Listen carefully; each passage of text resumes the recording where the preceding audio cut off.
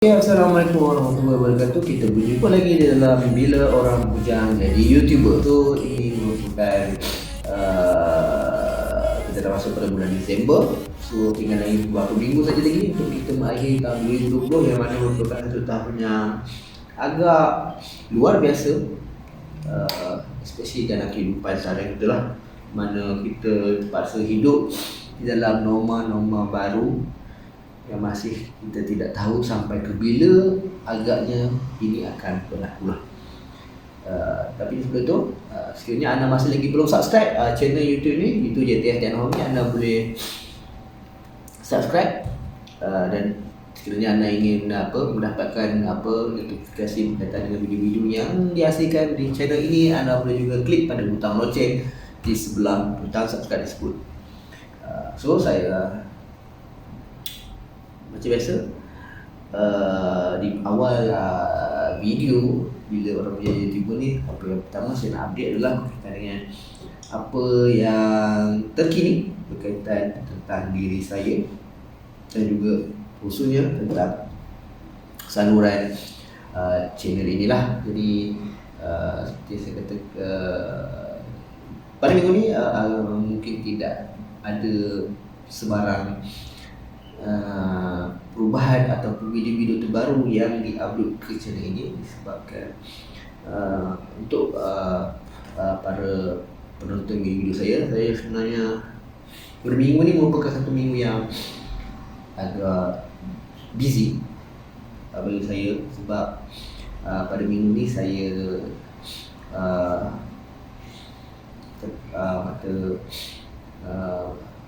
ada training bersama dengan salah satu industri.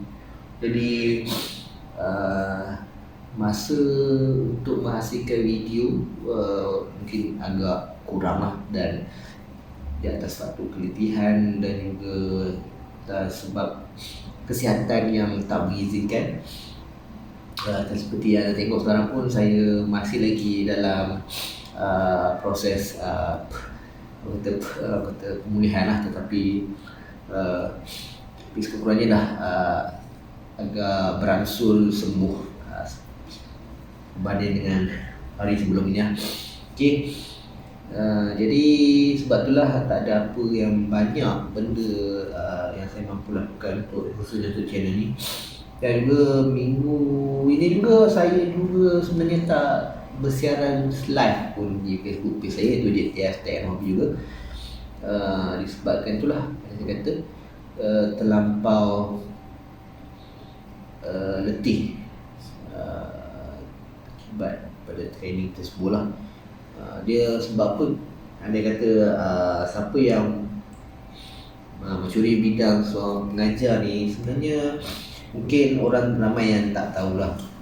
Mungkin orang akan nampak mengajar ni apa benda yang mudah, tapi sebenarnya sejujurnya pada saya mengajar orang ni sangat-sangat sukar lah. Bukan saja pada pelajar, malahan pada khususnya macam saya mengajar kemahiran kepada pihak industri. Cabaran untuk mengajar di pihak industri itu lebih tinggi lah, sebab anda sedang berhadapan dengan orang yang mempunyai pengalaman yang mungkin lebih daripada anda, ataupun orang yang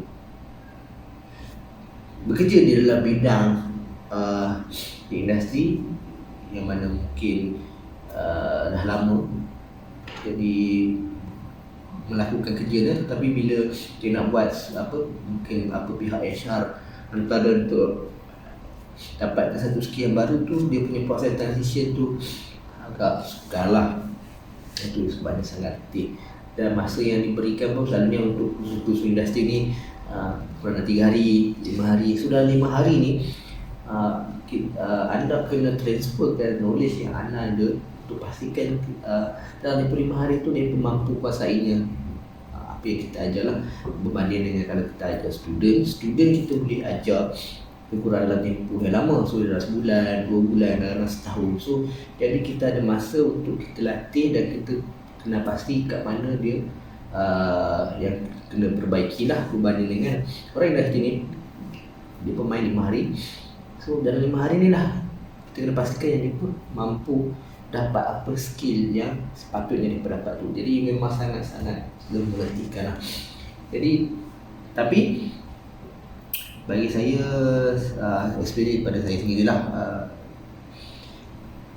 dapat menyumbang ilmu kepada orang di luar sana merupakan satu perkara yang memberi saya satu kepuasan lah, especially sebab kita tahu ilmu yang kita bagi tu insya-Allah akan digunakan oleh mereka dengan sebaik mungkin lah, dan mampu membantu mereka dalam kehidupan sehari.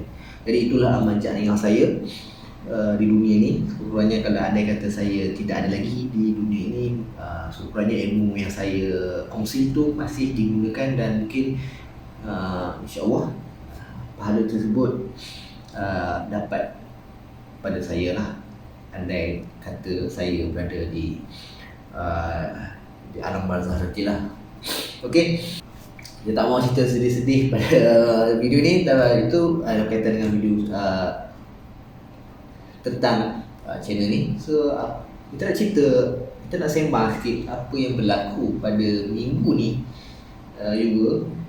Yang antara satu isu yang paling mendapat perhatian adalah tentang seorang da'i yang telah ditahan reman atas siasatan kes Surogol. Apa yang saya nak cerita bukan pasal apa kes tu secara spesifik dan siapa da'i itu tersebut. Saya tak mahu cerita secara spesifik. Apa yang saya cuma nak ceritakan dari sudut seorang bujang, sebab da'i itu pun bujang. Jadi of course lah, saya terpanggil lah bila saya baca kes tu. Jadi bagi saya satu bagi saya, andai kata anda memiliki satu gelaran yang baik seperti macam da'i, PU, itu menunjukkan satu tanggungjawab lah kepada mereka sepatutnya untuk menunjukkan kepada orang ramai ataupun pada orang yang bukan orang non-Muslim apa itu sebenarnya peribadi seorang Muslim yang sebenar lah, seperti yang dituntut oleh Allah SWT. Tapi kita kena faham manusia ni imannya pertama dan kurang. Jadi tapi bagi saya sih, kalau kata ia sampai melibatkan kes polis seperti Separokul, itu adalah sangat-sangat mendukacitakan lah. Sebab kita kena faham manusia ni memang tidak lari daripada dosa. Jadi kalau kata kita nak kata kalau saya nak kata perbuatan yang perbuatan ni memang salah, tapi kita kena faham dari sudut kenapa dia bertindak sedemikian lah. Sebab manusia ni dia agak kompleks. Jadi kadang-kadang tindakan yang dilakukan tu mungkin ada kaitan dari segi persekitaran, dari segi tekanan, dari banyak faktor. Jadi apapun, tapi sebagai seorang bujang kita kena faham, especially dia adalah seorang selebriti, apa yang dibuat adalah dilihat oleh orang ramai lah. Sama juga macam orang macam saya, bujang. Jadi bila bujang ni salah satu benda yang kadang-kadang dia memberi satu tekanan yang secara tidak langsung adalah dari segi bila soalan-soalan klise keluar daripada mulut-mulut orang di sekeliling lah. Dari segi bila nak kahwin, lepas tu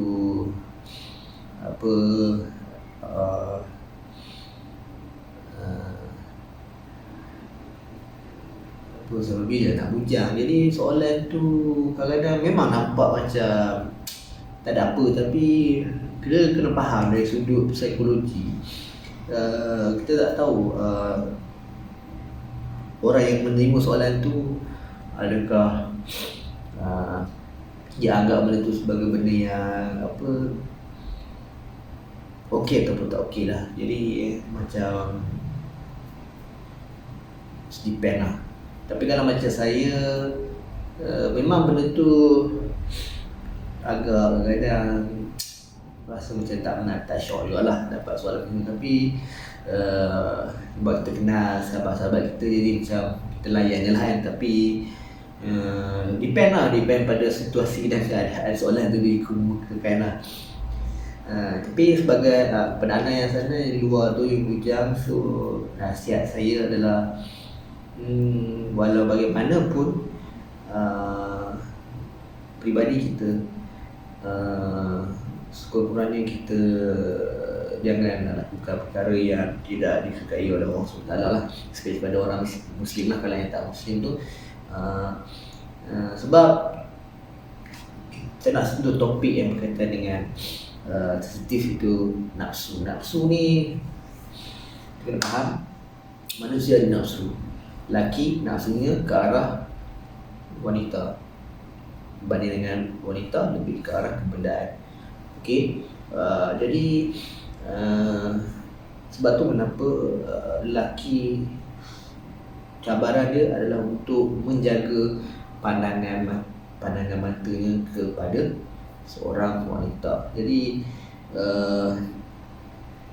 especially pada zaman moden ni, dia agak-agak sangat-sangat sukar dengan kata pelbagai faktor lah, yang mana depend pada setiap individu lelaki tersebut.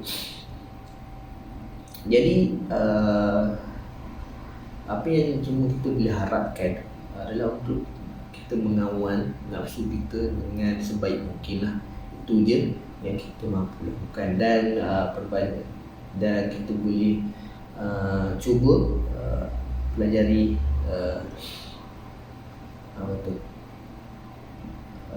kaedah untuk mengawal nafsu berpandukan kepada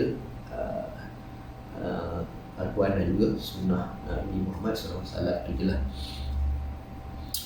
Dan apapun pada yang bujang luar sana, saya doakan kepada anda semua supaya tambah dan juga insyaAllah menjalani hidup dengan lebih baik, dan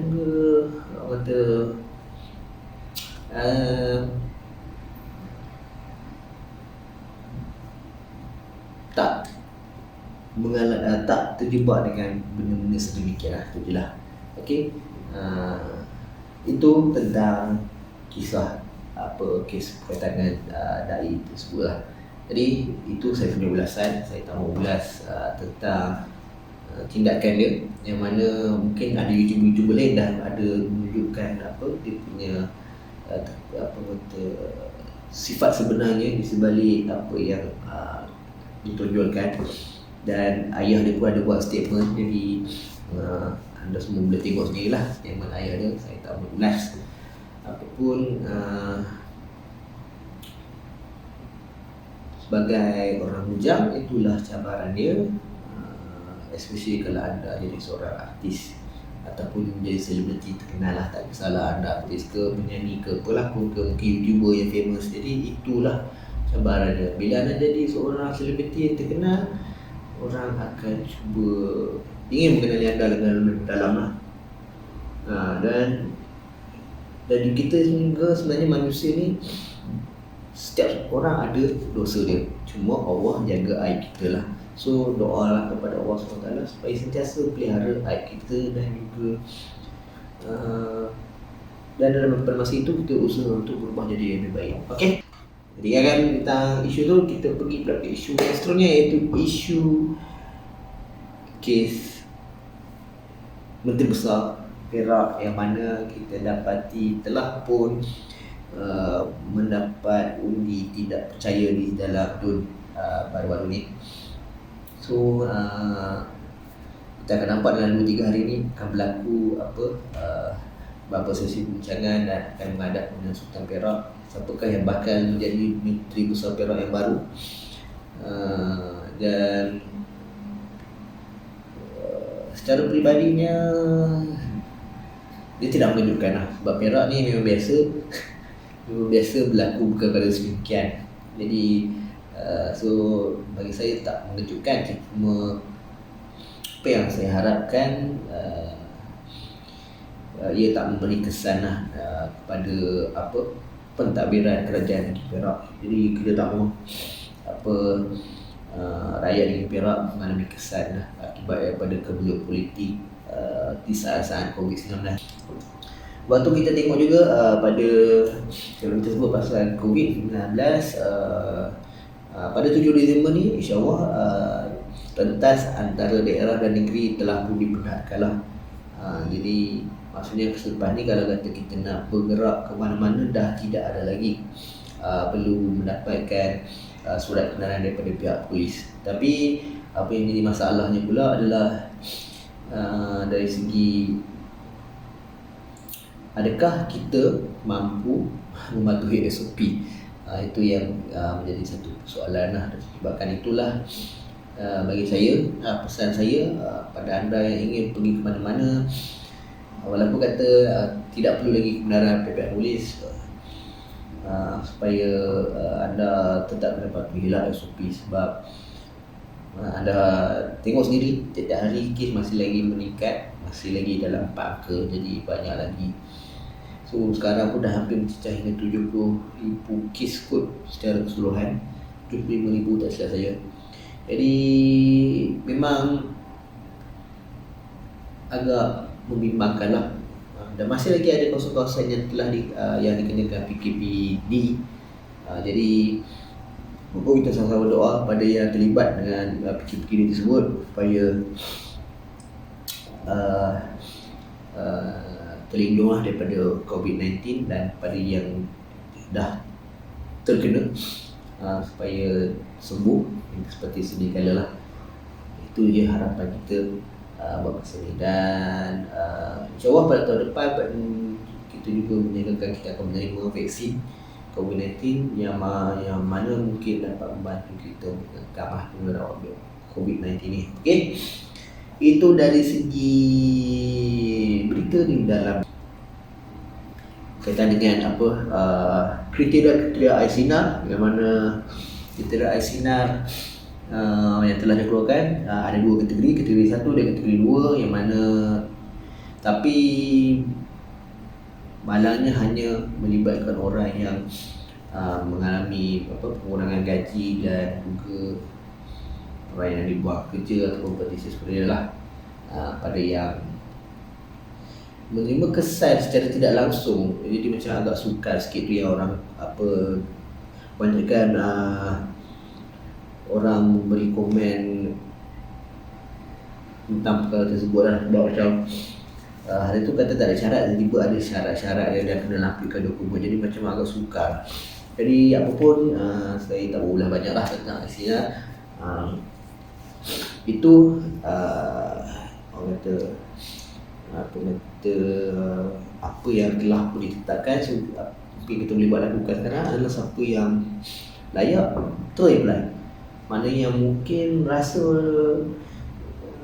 patut layak, boleh mohon kepada KWF team. Itu sajalah yang kita boleh lakukan sekarang. Okey, sekarang kita beralih ke dunia game, mana lagi beberapa hari ni sebelum pandemik itu akan keluar, so dah ada leak.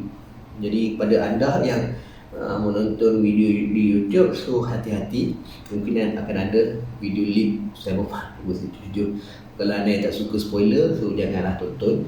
So elakkan diri daripada menonton spoiler-spoiler tersebut. Lepas tu kita juga ada apa lagi tentang game, dan dikabarkan ada juga sumber-sumber, tapi ambillah sumber ini sebagai satu rumor saja, jangan jadikan sebagai satu berita yang kata ni, jangan mengharapkan dia mana Konami dalam proses untuk penghasilan Silent Hill remake dan juga Metal Gear Solid remake. Jadi pada kedua-dua minat game tersebut pastinya merasa agak teruja, tapi saya kata dia adalah satu rumor. So jangan ambil rumor ni sebagai satu benda yang serius, just sebagai satu berita. Okey, anime baru-baru ni kita ada berita berkaitan dengan Leadership of the Rebellion bakal ada musim baru. yang mana siapa yang pernah menonton siri Lelouch of the Rebellion pada waktu dulu, pada tahun 2000, pasti dia tahu pasal anime tersebut. 2008 tak ingat lah. Memang dah lama lah anime tu. 2008, 2009 aku tak ingat Lelouch of the Rebellion. Di mana antara satu anime mereka yang sangat best berbanding selain daripada Gundam series. Kata siapa yang nak tengok boleh tengok lah Lelouch of the Rebellion. So akan ada musim baru pada depan. Dan kita sebut pasal anime sampai masa sama, so akan ada banyak-banyak lah anime-anime yang bakal ditayangkan untuk winter 2021 ni. Winter yang paling orang petunjuk adalah tu lah Attack on Titan final season. Lepas tu pasal anime Isekai yang mana insyaAllah kalau kata saya sempat, saya akan cuba huraikan atau compilekan antara anime-anime yang patut anda tonton untuk winter 2021 ini. Mungkin itu saja, sekian saja pada episod kali ini yang mungkin agak panjang, lebar sebabkan apa seloteh saya pada di awal video ini. Apapun seperti biasa, sekiranya anda ingin mengenali saya dengan lebih dekat lagi, anda boleh follow saya di media sosial saya, iaitu Dijaga Videos, ataupun di Instagram saya @dijaga _syurga. Dan ada juga boleh follow saya di Facebook page itu @DJFMRuby untuk sesi live stream game yang mana saya bukan lah.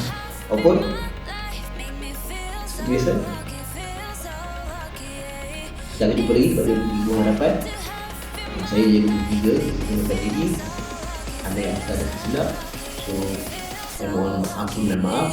So apapun, macam biasa tagline, ingat game juga tapi Tuhan yang hibur. Assalamualaikum warahmatullahi wabarakatuh dan bye.